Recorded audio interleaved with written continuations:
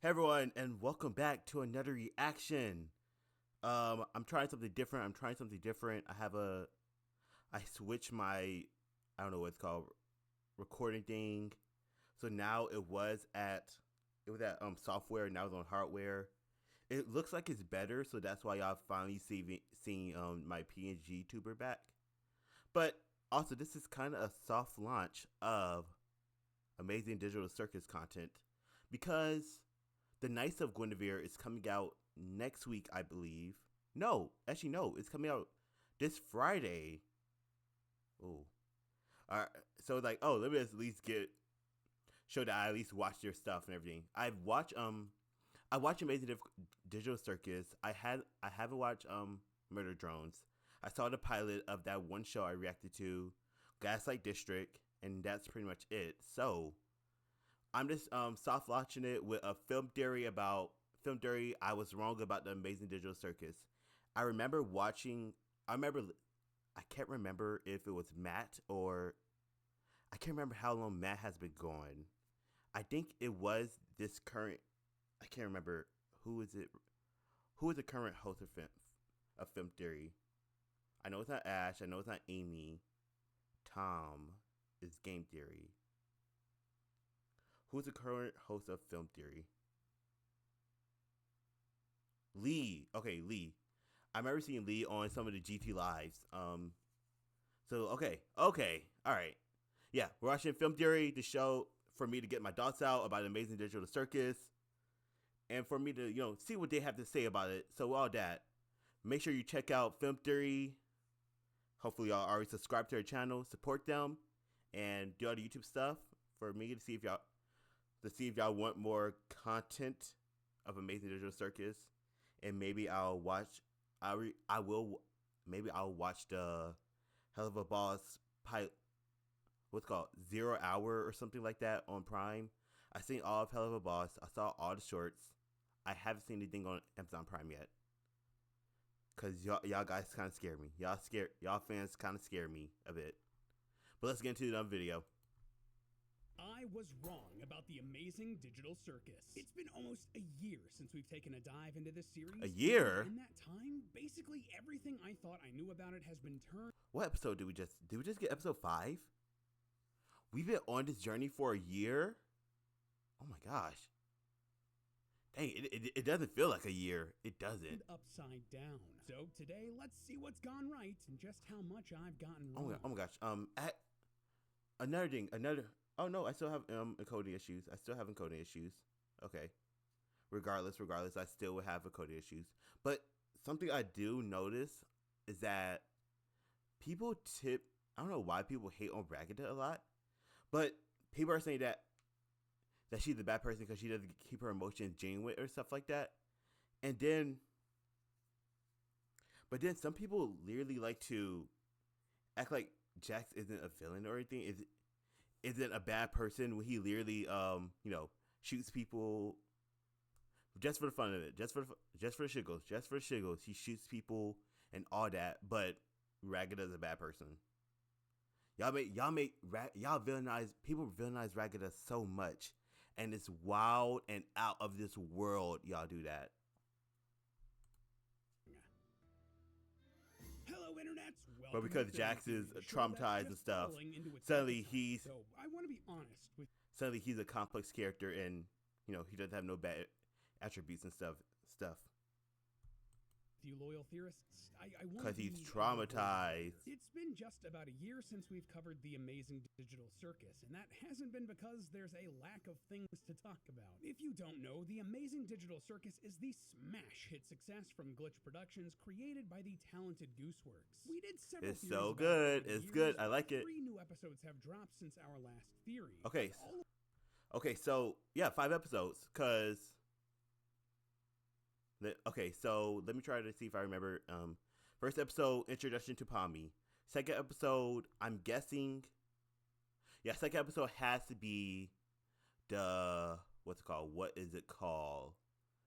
The Candyland Adventure. Because that would have resulted in this episode having Gummy Goo showed up again. I like the intermission. In this episode, I like the intermission. I fuck with the intermission. That intermission session was so hard, and I like it. This thumbnail's fire. I had feelings about Jax, and thank God I didn't record it, cause then I would have had to. I did not fuck with Jax, especially after this episode. It was literally fuck Jax. Like I barely like him right now. Like he's an okay character. He's aight. I like Jake's Neutron song, Jack's Toy. Of them great, by the way, but we haven't done another theory yet because doing them is a little bit intimidating. This show and the artists who work on it are full of creative energy. They've thrown out so many ideas. Oh, like also, I know the animation for the show is it looks so good from each episode. 720, please. But like they did so good. Each episode, the animation looks better and better. Theories, so naturally we grasped onto a lot of them. Admittedly, a lot of the theories we made are a bit out there. I mean, Pomni is an evil AI, and the digital circus is literally hell. Well, given the current state of AI, maybe that's not too far from being realistic. But the point is that we took a lot of big swings when talking about the amazing digital circus. And oh yeah, I remember the Jax's AI big misses. And oh boy, conversation. Sure let us know that. If there's one thing I've learned over the past couple of years with this show, it's that the fan base of the amazing digital circus is incredibly passionate. Yeah. Incredibly. Oh, these are amazing. Don't mess with the Ribbon OC. The amazing digital circus reanimated. I really like this look. Nice. Protective of these characters, and you know what? I respect that a lot. I get it. The vibe and tone of the digital circus. There's been some discourse. If you're on TikTok, you see the discourse about human designs of all the characters and stuff. I'm pretty sure. Captured a lot of what I'm sure an entire generation has felt over the past 5 years in a way that I haven't seen in like a decade. That is Gummy-goo, I miss you every day. This is a community and a series that I really do miss. I loved talking about it, and I want to make more theories about it. But at the same time, I want to level set. I want to rethink how and why we approach this series and how we theorize about it. So here's what I want to do today, loyal theorists. I want to go back and look at all of our theories about the amazing digital circus. Go through them and look at them. Dude, have I literally watched? Could I at least watch all? Can I say yes? No. Should I say it? No. Okay. No, I don't know. I watch a lot of film theory. I watch a lot of game theory. I have yet to. I'm subscribed to style theory. Oh my gosh. I'm trying to remember. And there is food theory. When is the last time I saw a video from them? Like, from food theory? Like, I'm pretty sure they must have posted recently. Food theory. Yeah, 5 days ago. They have posted recently. GT Live, I watch on and off. I watched their video with Ash when they were talking with their friends or their co-workers about the state of GT Live, and I love their yap. Like, I will always fuck with their yap sessions. Like, I love when streamers and I guess people who make long videos and everything yap about their lives and where they're currently at right now. I love them so much before they get into the game or wherever. Over the past 3 episodes and see if any of them actually hold up. Spoiler alert, I think a couple of them were really, really solid. And a lot of them didn't pan out. That is a charitable way to put it. We'll also catch ourselves up on the big revelations the show has given us and see if we can figure out the direction the series is headed. Dude, all of this I love that shot. It was so calming. Maybe we'll figure out the best way to make new theories about this show. Sound good? Well, I hope so. Put your ideas in the suggestion box, loyal theorists, as we dive into this new adventure with the amazing digital circus. So just real quick, our first few theories about this series actually came out back when Matt was hosting the show. So okay. If you hear Okay. his voice while I pull quotes from them. Also, a lot of them were made when we basically had zero knowledge of the show beyond episode 1, so I'm probably going to be blasting through a few of them pretty quickly just to save time and help our editors out. I mean, I can tell by the script link that this video is already very long. Alright, so what's up first? Everything in the show is literally a video game set in the late 1990s. Dang, it's been a Yeah, while this since one's I heard pretty self-explanatory Matt. and also pretty thoroughly debunked. Not only He did was they in Japan focus on recently. technology and Matt, Steph, and Ali was in Japan recently. I wonder how Skip is doing. Skip, their cat. I wonder how he's doing. Because if they're in Japan, they've been traveling the world. Matt's been doing politics. I think Matt and Steph have both been doing politics.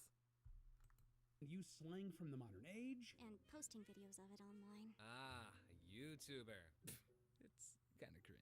But there's also a gravestone in episode 3 reading R.I.P. Peggy 2019 to 2022. So, yeah, there you go. Maybe the Digital Circus was made in the 90s itself, but the series is more or less set in the modern day. Though I will say the Digital Circus being a game from the 90s would really help them out with like plenty of product placement, right? Like just think of the gateway PCs or Nokia phones they could get in here. Or hey, what are those? Who's calling my Is that some phone? limited Who's time calling my Groons phone? Apple Groons gummies? The partner for today.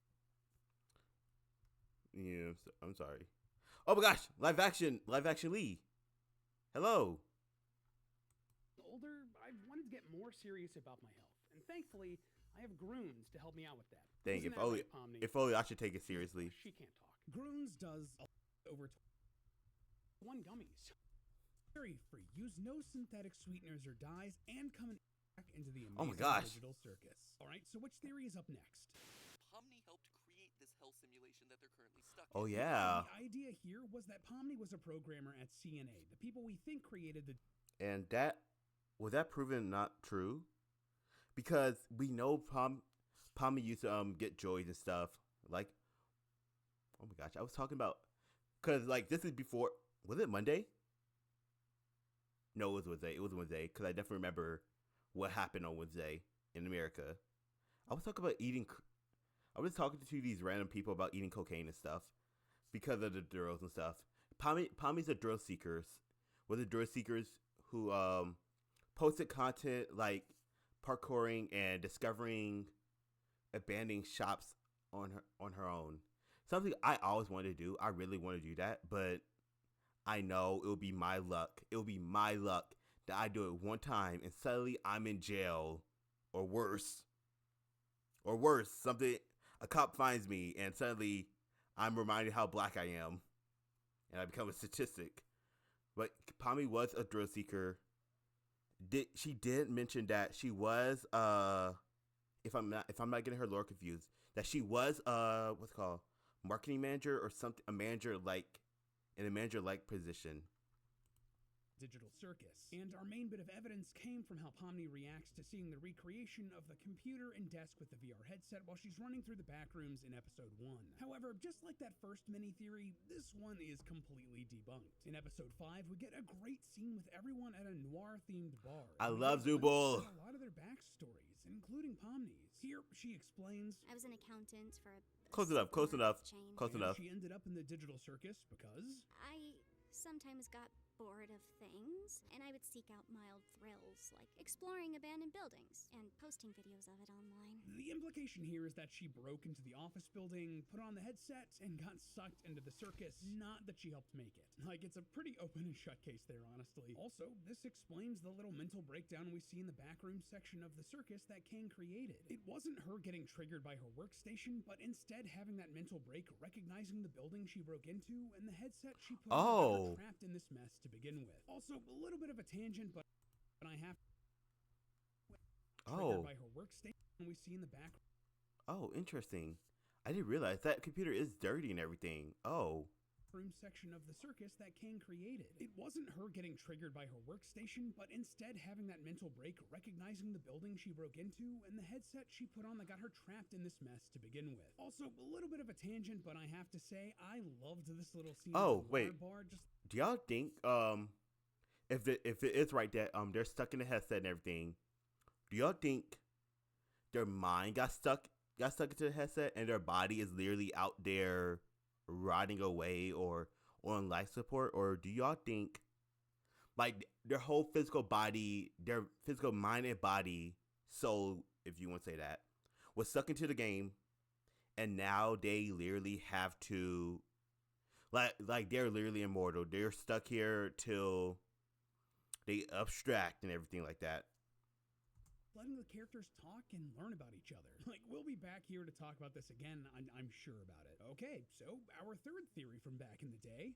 All the characters aren't actually humans trapped inside the digital circus. So the long and short of this, we believed that instead of the humans keeping the headsets on as their brains are being used by the circus, Sword Art Online style, they were instead copied and turned into their characters in the cast. Real talk, this one was a big swing, even back then, and there isn't a ton of hard evidence for it as the series has gone on. Really, the biggest piece of evidence that we don't see any bodies attached to the headsets in the real world could just be explained away with cartoon logic. Like, hey, they just got digitized and literally sucked into the computer like Tron or Digital. Don't worry about it. Don't think too hard. The whole idea that they're just digital brain. We have 3 episodes left. If I am right, they're producing a total of 8 episodes. So we have 3 episodes to discuss. 3 episodes left. 3 episodes left to discuss what happened. I wonder if by the end of this series, are we going to get out, or are we going to be? Excuse me. Are we going to get out, or are we just going to first? This will lead to all characters realizing that, oh, we should just make. Since we are stuck here, we should just try to make this a home, and then we're going to zoom out to see everybody's bodies just rotting away. Extra layer of complexity that, at this point, probably would not really make sense for this story since they haven't explored that at all yet. So yeah, sure, this theory could still be true, but there's no real reason for it. Alright, so last up in the era of Matt, we've got... The amazing digital circus is, quite literally, hell. Yeah, okay, that sentence is still very funny, and this episode was incredible theorist out of context fodder. Now, to be clear, this one was always out there, and we knew it. It was more of a fun side thought based on a bunch of parallels. Purgatory. Noticed. I mean, we even say as much in that actual episode if you go back and watch it. The evidence we pulled was mostly symbolic. Pomni wears the same colors that many depictions of Jesus do. The characters are deliberately arranged similar to the famous Last Supper painting at the end of episode 1. The themes of the show are very similar to a play called No Exit, where hell was being trapped with other people that you couldn't stand. You know, that sort of stuff. And I believe that thematically, this theory is still pretty solid. Okay. The circus isn't literally an embodiment of the Christian hell. I didn't think it's purgatory. Are clear, and metaphorically, it very much... People think it's purgatory. People think it's a reactor that I watch. She thinks that it might be the game was created for mental health reasons, to help people deal with their mental health and stuff. So that's why every time a character has some type of negative emotion or something, they abstract, and they're trying to do their best for them not to abstract and stuff like that. What did that I can't remember that other YouTuber I watched and this crazy idea was later validated, even if just a little, by episode 3 of the series. The one where Pomni and Kinger go to a version of hell during an adventure and fight a biblically accurate angel. So yeah, fun idea, thematically on point, but not super serious or relevant to the future of the show. Oh, and a little bit of an aside here, because there's not really a better place to mention this in the rest of the episode, but perhaps the best bit of new evidence for this part of the whole theory? Well, we connected Cain and the company that created the digital circus, CNA, to the biblical figures Cain and Abel. And in the latest episode, there's an interesting moment where Cain pulls out some pictures of the CNA office and just looks at them. Oh. It's a bit difficult to read his exact emotions here, but... Let's go back. This looks like the computer, but regardless, all big bad computers look the same. It looks like a computer that Pomni found. The office and just looks at them. It's a bit difficult to read his exact emotions here because, you know, he's a set of teeth and a pair of eyeballs, but there is some sort of recognition, which, hey, makes sense because he would need to know about these offices to create the backrooms from episode 1. At the very least, we can confidently say that this particular connection between Cain and CNA is a thread that this series will continue pulling. Okay, so that's one of our more silly theories down, but what about something a bit more serious? What's next? One of these characters in the Amazing Digital Circus is an AI imposter. This episode, right. Next up is our we theory know that it's one Rome. of the We definitely know it's Rome. human characters We don't is know Jackson's actually an backstory, but we evil know AI it's that's definitely not. infiltrated the cast to torture He was an them. AI. And the most likely suspect, Jax. Now, I believed this was the case for many reasons, most of which I thought were understandable at the time. First off, it was heavily implied that an NPC had come into the circus at some point. I know you guys love your NPCs, but if I start losing track of who's a human and who's an NPC, who knows what could happen? And a lot of time in the episodes were spent saying either just how good the AI in the circus has gotten, I'm testing out a new AI in this one. Oh wait. It should be 50 Oh wait. times Is more there immersive. or showing just how is there an NPC already in the Digital Circus? In episode 4, we saw one of the mannequin men just stare at the end of it, standing behind one of those blocks after the whole adventure and everything. When we see Ragada and Pommy walk away from each other, Pommy with Jax and Ragada with I guess Zubul and what's the ribbon person? Gangle. We just saw a mannequin, so we know there's NPCs in the home base of the Digital Circus already. human a lot of the AI characters like Gummy Goo could act when given the chance. Don't matter in the slightest.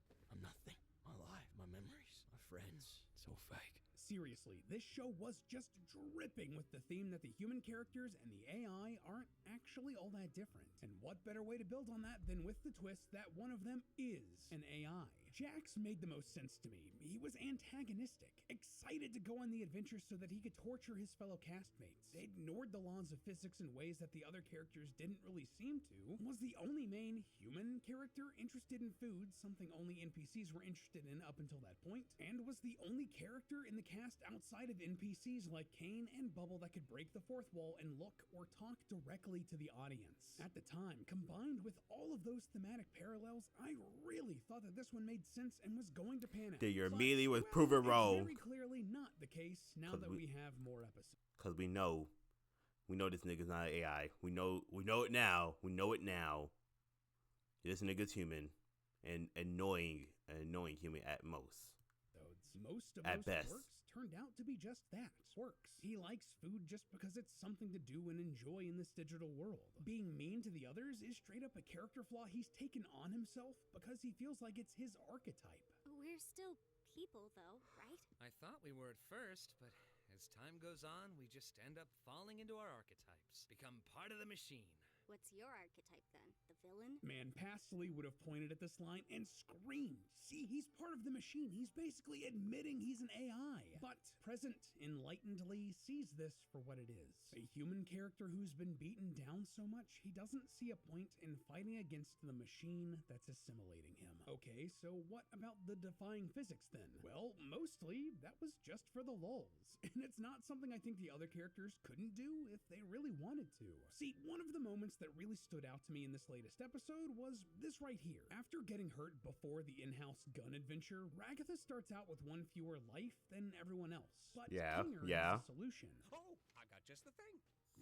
Boss move, Kinger right there, Kinger. Just do. It's a butterfly. It can restore your health. Did Kane mention that? Oh, nah. I made it up. Yeah, Kinger straight up made up a new rule in the circus and restored health in one of the games. To me, this isn't saying that Kinger is special or anything like that. This is telling me that the cast have way more control here than they probably think they do. Something also supported in the previous. People think that means when Kinger made a butterfly. People also think that that he might Kinger might have worked with Kang and Abel, the company or whatever, cause this is technically that episode was the first time of me actually hearing a bunch of reactors talk about Cain and Abel, because I don't know where I was. I just never heard about it that often. Cause like the first time people pointed out on the gun scene that it had the brand Cain and Abel engraved into the gun. Episode when they could vote on changing the other castmates, like turning Jax into a vegan. I'm calling a vote. Let's skip this one and also make Jax a vegan for the rest of the day. You can't do that. So So all of the Oh, wait, who physics-defying voted? stuff Jax was doing, it was literally just. So all of Who voted? Actually, who voted for Can't do that. Oh, everybody.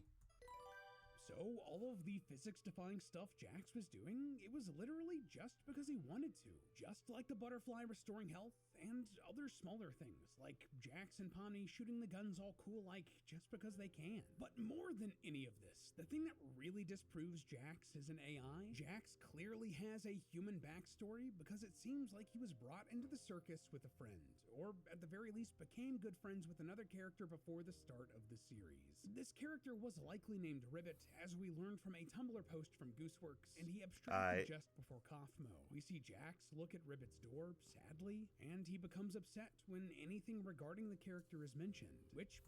And all these niggas are better than me. All these niggas are better than me. It's immediately when Jax would have said some slick shit about being an ass while he was being an asshole and stuff, I would be like, oh yeah, cool. Let me go hang out with my friends. Hey, Jax, how's that frog you hang out? How's Ribbit? Oh wait, he extracted. I would constantly bring it up, cause Jax is so rude, mean for no reason. Like, if you don't want to vibe with somebody, then don't vibe with somebody. Mind your fucking business and be by yourself. But he doesn't. He actively chooses to be assholes to people. And I need people to start fighting back. I need people to start fighting back. Like, when Jax go low, I need y'all to go to hell. But y'all already here, so go even lower. Hey, understandable if your best friend basically died right in front of you and there was nothing you could do about it. This is why he's so detached from the others, why he didn't attend Kaufmo's funeral, why he's embraced being the antagonistic funny guy. He just doesn't want to feel this pain again, because if he does, well, we see at the end of the last episode, he almost abstracts and only barely pulls himself back. A storyline Wait, so people think that he was about to extract? I thought he was just having a panic attack right there. I low-key didn't think he was I didn't think about extracting. I thought he was literally just having a panic attack. People really think... maybe I was just too simple. I'm like, oh, yeah, just a regular human emotion. Panic attacks when you realize that maybe, hey, I'm seriously fucked up right now. expect we'll be coming back to in future episodes. Ironically, this kind of makes Jax the most human character of them all, doesn't it? But that theory wasn't alone, it was part of a pair. So, up next... Is Pomni from the Amazing Digital Circus an AI imposter? Yes, of course, one of Probably not. Here. Pomni is actually an evil AI. But hey, like this one, yeah, they were totally going down this route, dude. Today, I'm just gonna be evil. Those other fools better watch their tails because they're going to face the wrath of Pomni the Evil! See, that's why she has the evil arc in one of these episodes. I'm not crazy, you're crazy. Okay, no. But for real, this idea was a stretch even back when we made it. We even said as much in the episode. A big component of this theory was about looking at the science of artificial intelligence, how it works, and then applying that knowledge to the Amazing Digital Circus to see if anything fit. There were some cases where they kinda did, if you squinted a little bit, and combined with the idea from the previous theory that someone was likely an AI, that was the backbone of this one. Yo, not gonna lie. I don't like this. The direction the series went. I don't like this image of Jax. I don't like it. I hate every time he shows it. From the previous theory that I do not like it. It looks so weird. It's so weird. I don't like it. someone was likely an AI, that was the backbone of this one. But yeah, nah, this is absolutely not the direction the series went. Outside of looking at the technology of AI, probably the biggest evidence I saw for this was just how much we saw Pomni empathizing with NPC characters like Gummy Goo. Again, I saw this as Glitch setting up the idea that the AI and humans aren't so different, with Pomni directly as the bridge between the two, but that's just not the case. I feel very confident that Pomni is exactly who she appears to be, a very normal... Let me just say it, because I'm wondering, what is the next... Because Glitch Productions is gearing up to release Knights of Guinevere. What's the next thing? What's their most recent post about Amazing Digital Circus? Has this always been this oh, because the episode just came out.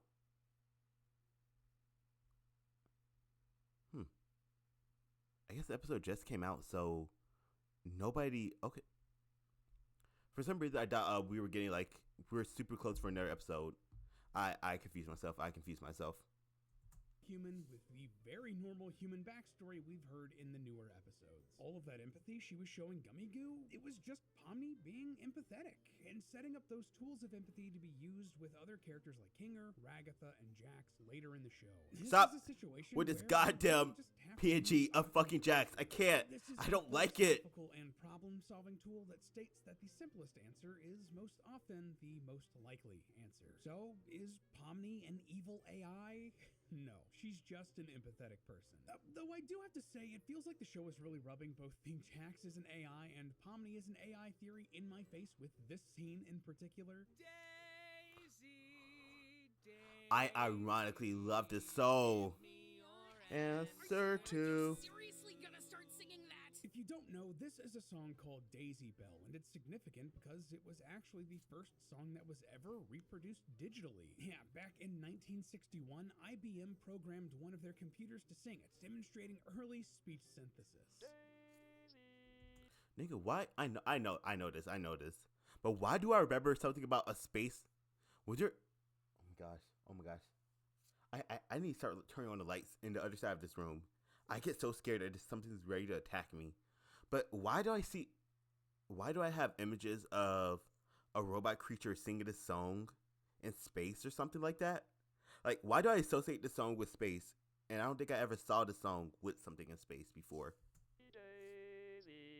Give me your answer to. And the song was later included as part of the computer character. There it is, Space Odysseus. 2001: A Space Odyssey. Never seen.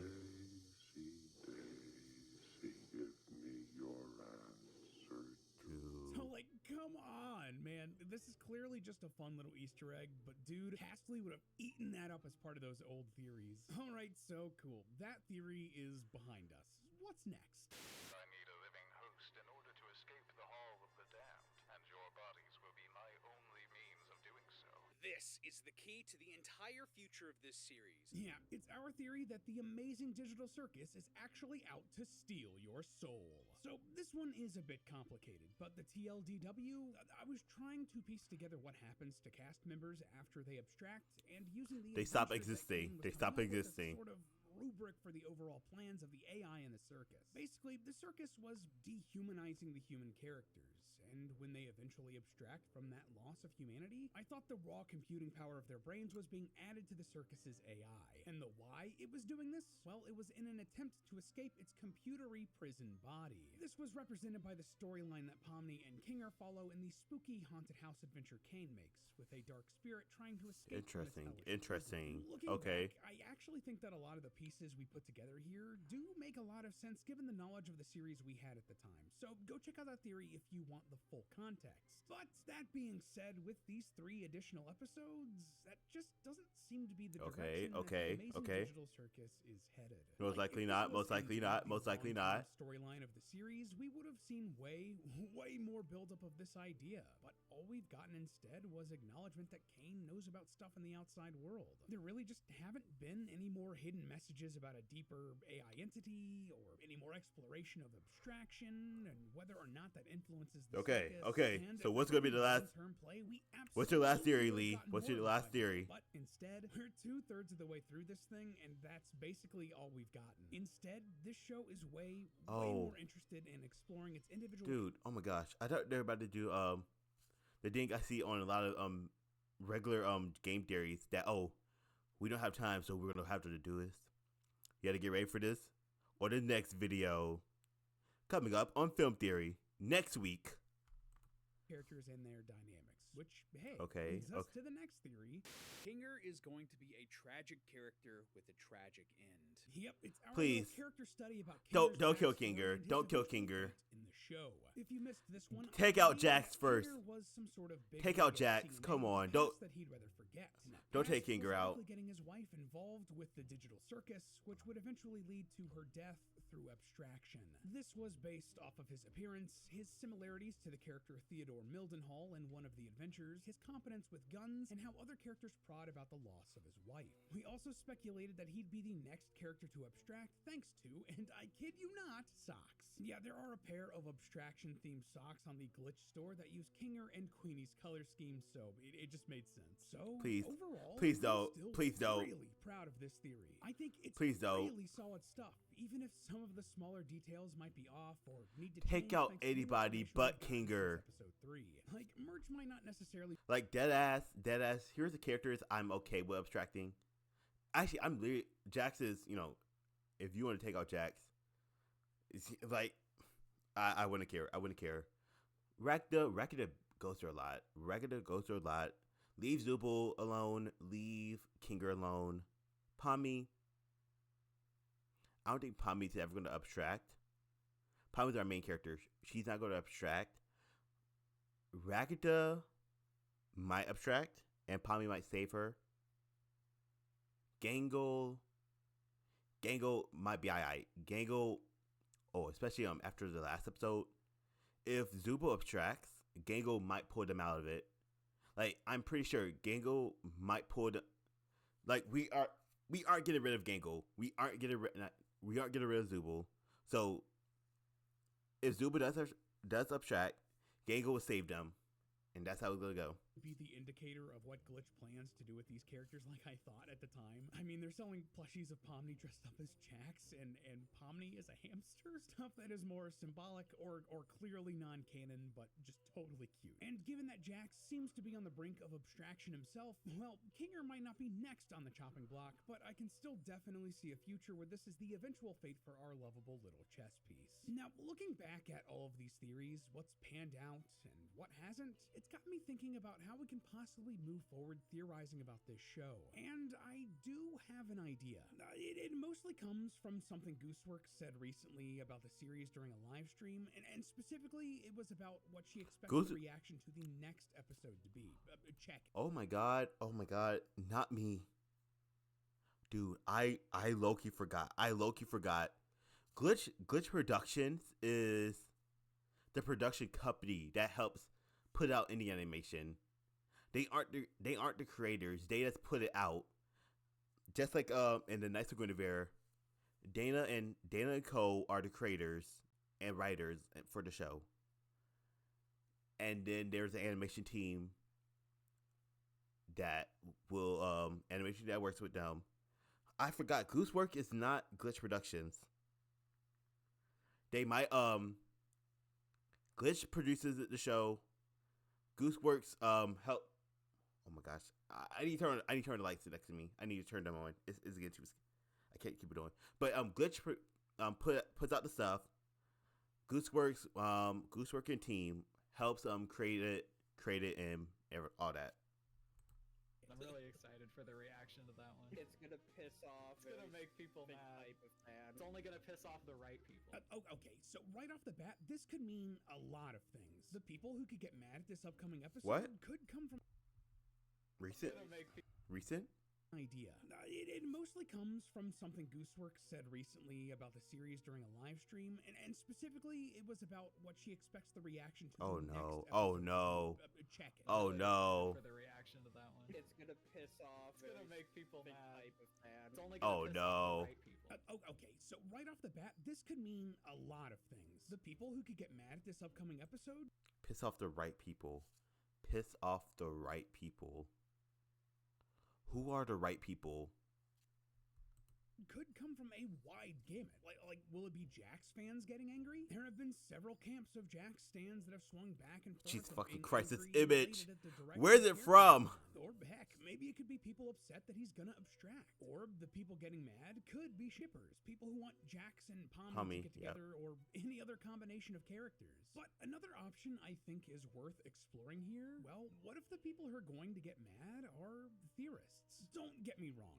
I don't think Gooseworx or anyone else at Glitch, for that matter, are making their shows with, like, me. I highly doubt it. In mind. That's ridiculous, and I actually know for a fact that a lot of them avoid theory videos from creators here on YouTube, so it doesn't influence their writing. And I don't want to come across as thinking that these creators are talking about literally us here in these actual clips. That's not my intention. No, but I think even if that isn't what they meant, theorists could have the same reaction reaction to the next few episodes as what they've described here. Really, the big takeaway I've had after sitting and thinking about this series over the past year, seeing new episodes drop and all of the commentary from Gooseworx and the other creators, is I don't think there is going to be a big theory twist. There is no secret AI or hidden story. Okay, The Amazing okay, Digital Circus okay. is exactly what it says on the tin. It's a character-driven series dissecting its cast, their relationships with one another, and the drama that follows, all while they're tortured by their AI overlord Kane. Which means that Is they're he not getting going to mention revealing things about their backstory. Is he not going to mention Kane, like that little flashy flash at the end of the last episode where Kane eyes turned red and blue before, and are growing as people because of it. Now, don't get me wrong. I don't blame us online theorists for really jumping on this series. There were certainly a lot of seeds planted early on, and hell, even in recent episodes, that could grow into some crazy twist or unforeseen storyline that maybe, just maybe, you could suss out by putting the pieces together. But so far, the Amazing Digital Circus hasn't really seemed interested in following up on any of that. Dude, I love Kane. Character moments like, I don't know if I ever mentioned this. I don't know if I ever mentioned this. I love fucking Kane. I love his voice actor. Like the last episode, when Zuba said, all this seems kind of aimless. Use the sights. Like, his timing is so fucking amazing. I fucking love it. It is so good. It's so good.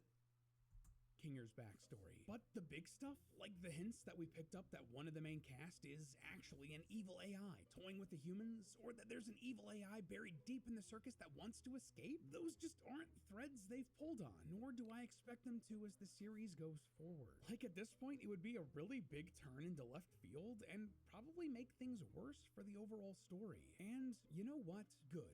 That's a great thing. I mean, don't misunderstand. I love a good theory-driven show. I mean, just look at what channel you're on. But also, there comes a point in your life when you realize that not everything is a FNAF or a Gravity Falls. Not everything needs to have a secret story hidden beneath layers and layers of lore and puzzle solving. Sometimes it really is just that simple. And honestly, that's a breath of fresh air. Like, I thought going in that the Amazing Digital Circus was going to be like lost it's not, with a bunch of mysteries to solve. It's not that simple. It's not that simple. But instead, we just got a good TV show. In retrospect, I think what I should have done with this series was really dig more into the characters. And I don't mean by trying to figure out, like, who's the evil AI spy or anything like that. I mean, trying to figure out their backstories or what issues they're dealing with. Just really do character studies on them, similar to what we did with Kinger last year, to see if we could figure out what the creators of the Digital Circus are saying with each of their cast members instead of trying to make sense out of what they weren't saying. And you know, it might be worth going back and doing that now, examining this cast and doing some lore breakdowns and theorizing about each of them from there. You know, instead of going crazy with something just off the wall. So if you're interested in those, please let me know in the comments below. I am. The beauty of these channels. Because Loki, I feel like I actually do need those videos.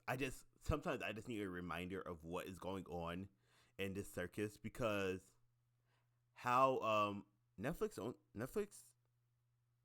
is this show on Netflix? I think the show is on Netflix, but I would like to recap of what everybody's lore is, because I'm pretty sure some people might have forgot that Pommy worked at a supermarket chain. Ragida was a rich farm girl with a very non-existent mother. Kane with a computer programmer. Like, I would like those. I like those episodes. Is that it's always just a theory. A film theory. Dan cut. Oh. Up next on Film Yeah. Theory, the Amazing Digital Circus has told us exactly who the next person to abstract is. Oh, next week. Okay. Next week, maybe? Or, oh, wait, no. Never mind. This is wait, so when they say next up on Film Theory and all the other channels, it's not like, oh, this is the next theory to come out? Then I was definitely wrong. I was definitely wrong about how these episodes are produced. Film Theory's episodes are produced. I guess they don't show you insight of the next episode. But this I like that video. I like the video. It's Film Theory. I would like it. This definitely reminded me a lot of this. Hopefully the next film, not Film Theory, the next what's it called a digital amazing digital circus isn't that far away where I would have to rewatch this episode over again to remember what happened at the end of last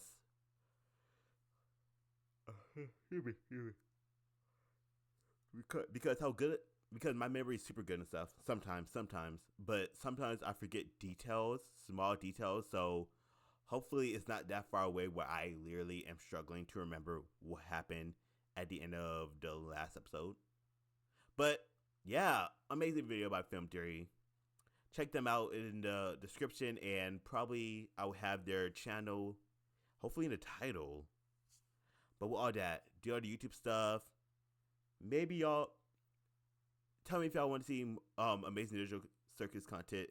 If so, I'll react to the next episode. Tell me if I want to see